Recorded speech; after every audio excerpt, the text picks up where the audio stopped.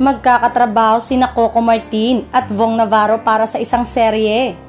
Ayon sa aktor at direktor ay kakaiba ang konsepto ng bagong proyekto kumpara sa kanyang mga nagawa na noon. May binubuo akong konsepto, medyo mabigat, action, suspense, drama at saka comedy. Iba ang atake ng paggawa ng series sa ibang platform kaysa sa mga teleserye. Alam ko na yung iisipin ng mga tao na action comedy yan.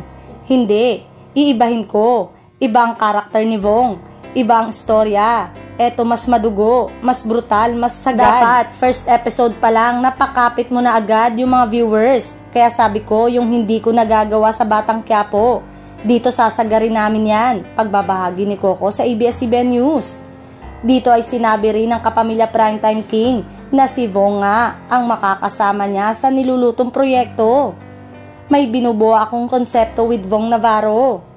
Medyo mabigat, action, suspense, drama at saka comedy. Pero sabi ko kasi ibang atake ng paggawa ng series. Maliban sa ilang episode lamang nasabing series, sinigurado rin niya na ibang-iba ito sa kanyang ongoing hit teleserye na FPJ Batang Quiapo.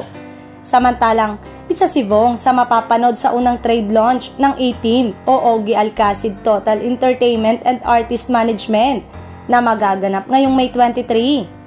Ang A-Team, ang entertainment company ni Ogie Alcacid na kasamang host ni Vong Navarro sa It's Showtime.